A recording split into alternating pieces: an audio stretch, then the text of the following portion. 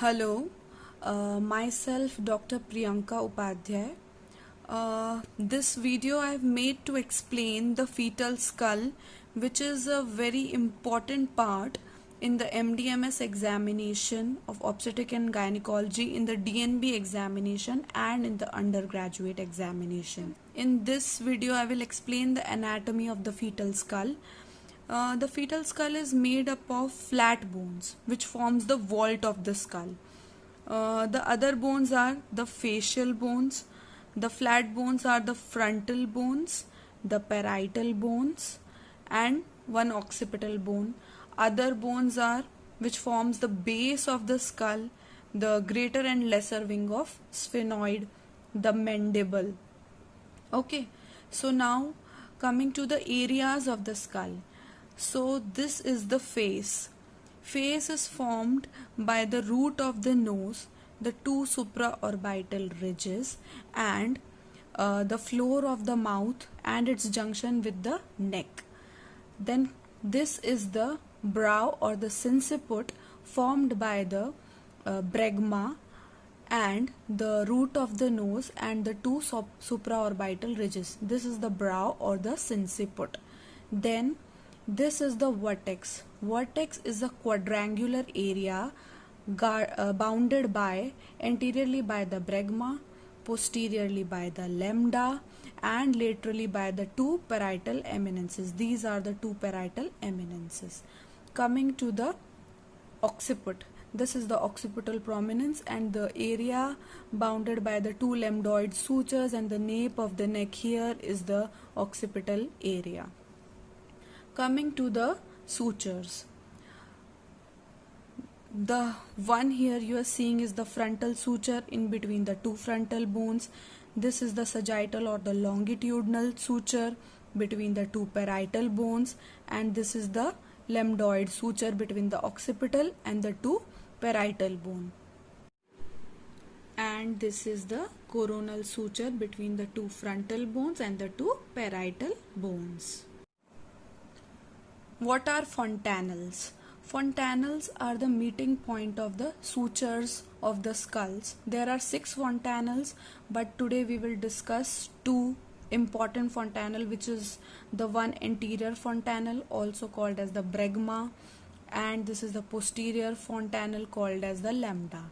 This is the bregma, formed by the meeting point of the sagittal suture, the two coronal suture and the frontal suture, and as you can see, this is the quadrangular shape, diamond shape, 3 into 3, approximately 3 into 3 centimeter fontanelle covered by a membrane, which is broken here.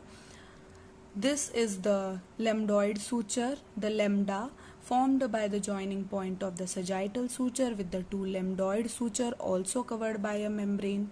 What is the importance of these fontanelles? These fontanelles tells you the position of the head. The position of the head, the flexion attitude of the fetal head, the flexion attitude, the position, the status, the intracranial status, if it is depressed in the cases of dehydration, or bulging in the cases of hydrocephalus, or the raised intracranial tension. Or we can also do the sampling of CSF or the blood, take the blood samples through the fontanelles. Also we can do the fetal, also we can do the exchange transfusion through these fontanelles. The dimension of the lambda are 1.2 into 1.2 centimeter. This is the triangular shape fontanelle. Now coming to the diameters of the skull. Now there are anterior-posterior diameter or the transverse diameter. First we will discuss the transverse diameters. There are 4 transverse diameter: the biparietal diameter, the superior subparietal diameter, the bitemporal, and the bimastoid diameter. The biparietal diameter is an imaginary line between the two parietal eminences, and this is 9.5 centimeter. and this is the most common engaging transverse diameter of the fetal skull. Then the superior subparietal diameter, a point little below the the parietal prominence on one side, and a point a little above the parietal eminence on the other side, and the line joining between them. It is 8.5 centimeter. Then another diameter is the bitemporal diameter. Bitemporal diameter is the diameter between the two antero-inferior end of the coronal sutures. This transverse diameter is the bitemporal diameter, which is our 8 centimeter diameter. Then the bimastoid diameter. Sorry, my mastoid process is broken here, or a very short mastoid process. The bimastoid diameter is 7.5 centimeters. Now I will tell you the AP diameters. The suboccipito-bregmatic. The suboccipito-bregmatic diameter, this one. The 9.5 centimeter diameter, which is achieved in the complete flexion, and it is there in the vertex presentation. When this diameter is engaged, there is vertex presentation. The next diameter is the suboccipito-frontal diameter, from the nape of the neck to the anterior fontanel or the center of the sinciput. It is 10 centimeter. It is there in the incomplete flexion in the vertex presentation. Then the occipito-frontal extends from the occipital eminence to the root of the nose. This diameter is a big diameter, 11.5 centimeter. It is there in the marked deflection, but the presentation is again vertex.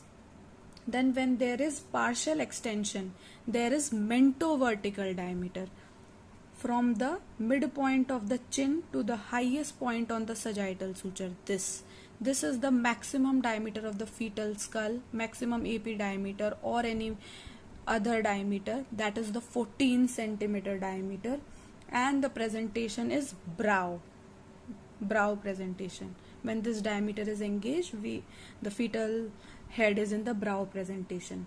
Now the submento-vertical diameter.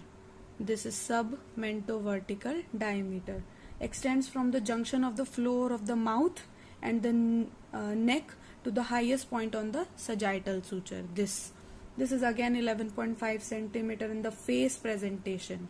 And the last is the submento-bregmatic diameter, 9.5 centimeter in the complete extension and face presentation. That's all for today. In the next video, we will explain the maternal pelvis.